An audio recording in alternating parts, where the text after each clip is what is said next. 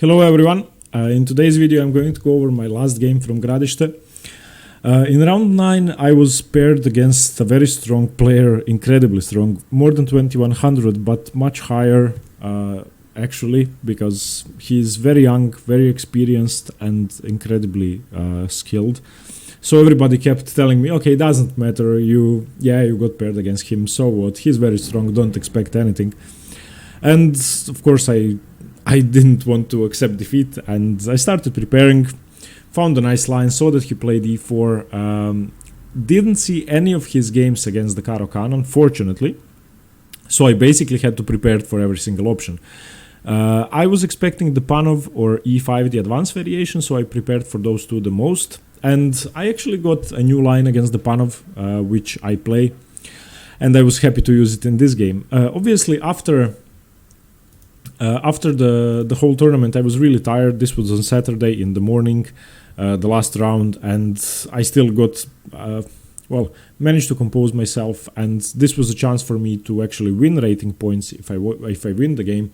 And if I draw the game, I'm going to be on a nice clean 0 because of the defeat from the 1700. I cannot win rating points if I draw.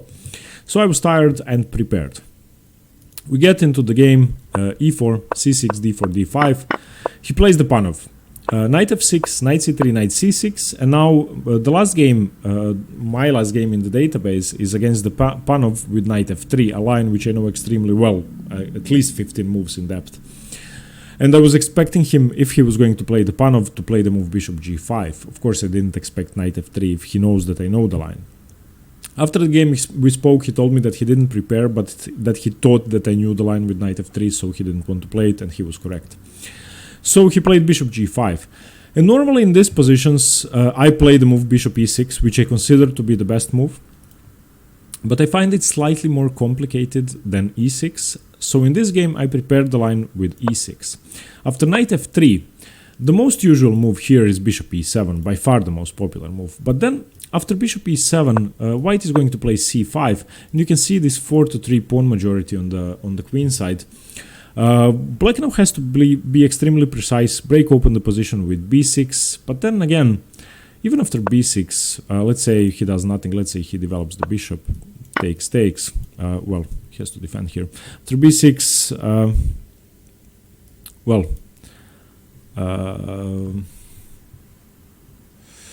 what's the best move after b6 actually? Yeah, okay, pinning the knight, I'm sorry. After b6, black has to be extremely precise, and if white manages to get in a3, b4, have a protected passed pawn, then it's going to be really dangerous. So after knight f3, I didn't want to have anything to do with those lines after bishop e7, because firstly, I've never played them, secondly, I don't like them. So I went for a very nice variation, dc4, seemingly developing the white bishop.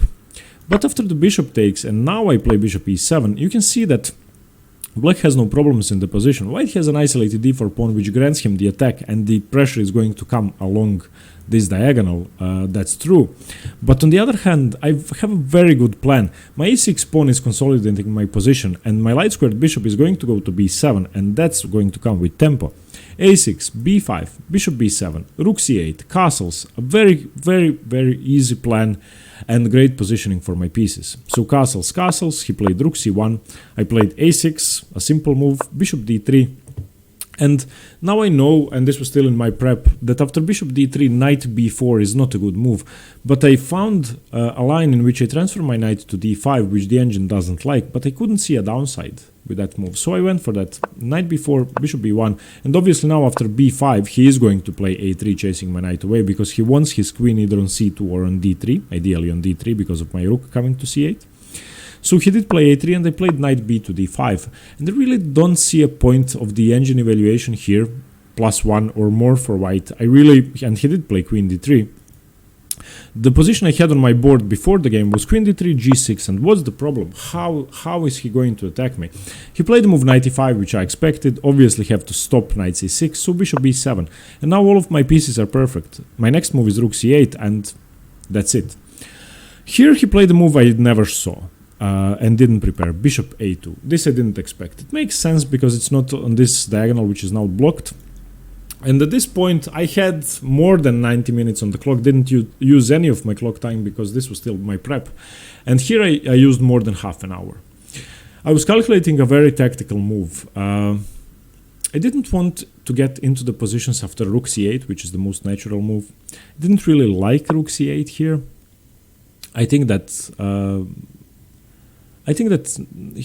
I mean, even taking doesn't really make much sense.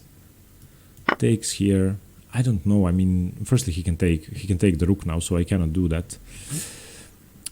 So if bishop takes here, I was going to have to take the bishop, and then he takes here, I take here, he takes here, queen takes, rook takes. No, rook cannot take. So okay, let's say he just takes my. Yeah, let's say he just retreats the bishop then. Wait, am I losing a piece here? Okay. Yeah, he has to take here. And now, yeah, perhaps... Yeah, taking the bishop here first. And then it's equal, yeah, I'm sorry. But I didn't like these positions because I thought that my dark squares are going to be too weak and I'm not going to have an easy time playing this. So after bishop a2, the most natural move, rook c8, which I thought I was going to play immediately, regardless of what he plays, finishing my plan, didn't work in my mind. So I found this move, knight g4. And after I played this move, and I have been calculating it for more than half an hour, I'm going to show you all the variations which I've been calculating. He thought for more than half an hour. And by this point, I've already had a huge time advantage after he made his move. So what are the options here? Firstly, taking on g4, that's one option, and bishop g5. Bishop takes d5, bishop takes d5, knight takes d5, bishop takes c1, and now knight d2 f6 should be equal. He gives up some material, but this is really hard for me to defend, and he's going to have a draw with a perpetual check. And this is what I saw in my calculation. The second move after knight g4 is knight takes d5, which I thought might be the best option, but then saw it didn't work. So from this, after knight takes d5, I would have to take the bishop, and now knight takes g4, bishop takes d5, bishop takes d5, queen takes d5, rook c5, and I have to play queen d8. This is what I saw, and this was only one line. After knight takes d5, there are tons of options, which all of them I had to calculate. Bishop d5 doesn't work, and this I saw immediately, because knight takes e5, queen g3 would probably be the best move. And now bishop takes g5, bishop takes b7, bishop takes c1, bishop takes a8, bishop takes b2. You can see that obviously this is just winning after d5, queen a8. A winning position for black. So those are some of the lines, and the most obvious line which I expected him to play was definitely bishop takes e7. After bishop takes e7, I'm not losing a piece. I'm not going to allow knight takes g4. Instead of that, I play a tempo on the queen. If he takes my queen, I take his queen, and my position is better, winning in fact. So after knight takes e5, he has to play d5, which I saw. Now obviously if I take with the queen, my position is losing. Takes, queen takes, winning for white, a clear pawn up. Maybe not winning, but should be winning. So after knight takes e5, d takes e5, I have to play knight takes e7, and he has to move the queen. And now after queen e2, queen b6, I thought black has to be equal or better. I was definitely certain I have equalized. Because if you look at the pieces, my bishop is much better than his, that's one thing. The only problem I have in this position is his knight, but I can trade it off, and that's exactly what happened. He played knight e4 immediately. I obviously have to take it because knight f6 or knight d6. So in the game, the only position I was worried about was bishop b1. And after bishop b1, of course not knight e4, but bishop e4, in which case I have to trade off my bishop for his bishop. And then when he plays knight e4, he's going to have a strong knight either on f6 or on d6, which I thought was a problem, but not such a big problem. In fact, after bishop b1, the engine doesn't seize this as a strong move, thinks it's still equal, but I'm not sure. Let's say bishop e4, and yeah, maybe I can play knight d5 immediately. Maybe that's the thing. And then if he moves his bishop, I can take the knight. So yeah, that's probably the case, and I didn't see all of that. That's the only thing I was worried about after queen b6, but he played knight e4, takes, and after queen takes, I thought I have to be slightly better and that there's no way I'm going to lose this position. Rook f to d8, rook c3, I cannot play rook d2 because my rook is hanging with check, rook a c8. takes, and here we spoke about this after the game. I said, why h4, Patrick? Why h4? That's a horrible move. And he said I had to try something. And I agree. I mean, he's 200 points high rated. He has to try something. h4 is not a good try, though. I just ignored that with rook d8, which is a very strong move. Entering d2, entering d4. He played h5. Still, I can just take. I don't want to allow h6. And now this tactical sequence, after which he regains the pawn. But now after rook d2, black is winning.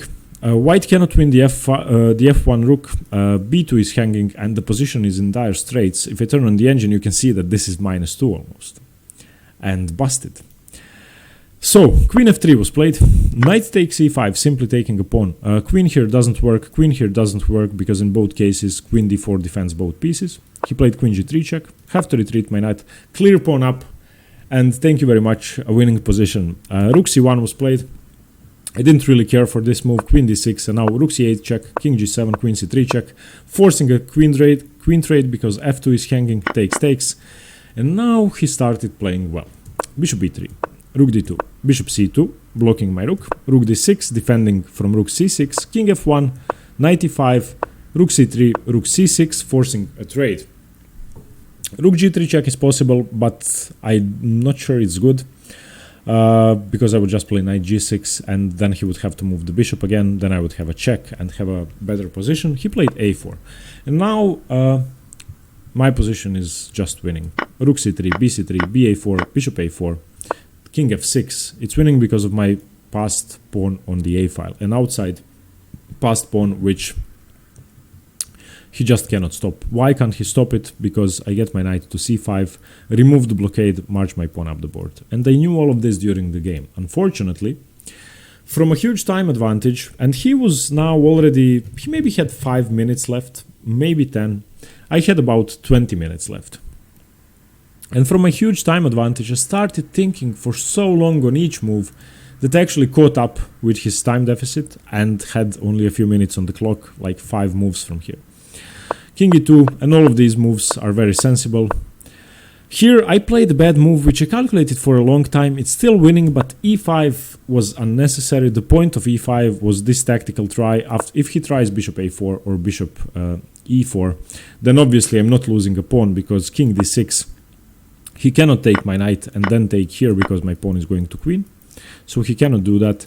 After bishop a4, I just play king d6. He took on e5, knight takes e5 check, and now king e4. Played a5, bishop b3, f6, have to defend, king f5, king e7. And with my move here, I offered the draw. I had 2 minutes on the clock. I was frustrated, I was irritated. He also had 2 minutes. I thought he was going to have much better technique, and I started seeing ghosts.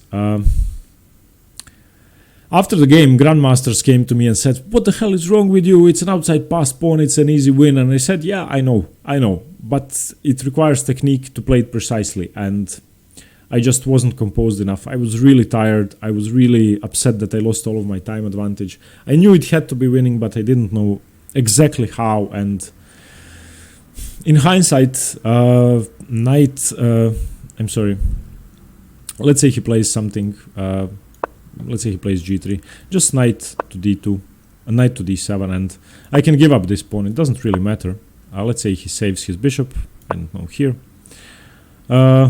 I'm actually going to turn the engine for this. You can see that this is just busted. He doesn't have time to take here. That's just stupid. I thought that he has time to take. He doesn't have time to take. He doesn't have time to take. There's nothing he can do, basically. In the final position, after king f5, I mean, I don't even have to defend this pawn. I can defend it with the knight. What's the problem here? I just got really scared. I can play anything. Wait, this is a draw? Okay, this is a draw. But I can march my king somewhere. Just defend here. If he tries to take my h-pawn, he's just losing. So you can see that it's not that simple, but it's simple if you're not playing it with 2 minutes on the clock. And I was really afraid that I was going to mess something up. It's obvious that I cannot lose. That much is clear. But I'm still too weak to compose myself in endings like this. This is, I think, the most instructive game I played in the tournament. I played well, found knight g4, managed to equalize. He pushed on. It should have been a draw, definitely. But he pushed on with h4, got a worse position. I got a winning ending, which is, if you read Dvoretsky's endgame manual, which I have, I went through the whole book. It took me a year, and I know endings like this. It's definitely a textbook ending, but still with 2 minutes on the clock. Composure, calm nerves, and calm play. I guess it's going to come with experience. I still don't have enough experience to play these positions cold-blooded with a few minutes on my clock. Hope that's going to change. Okay, let me know what you think about the game. Let me know what you think about my decision to offer a draw with 2 minutes on the clock, which is definitely a cowardly decision, but a practical one. I figured it's much better to draw than to lose. And yeah, follow me on Patreon for extra content. I would really appreciate the support. There's a link in the description below. Check out all the tier rewards you can get. And stay tuned for more chess. Thanks very much. Bye-bye.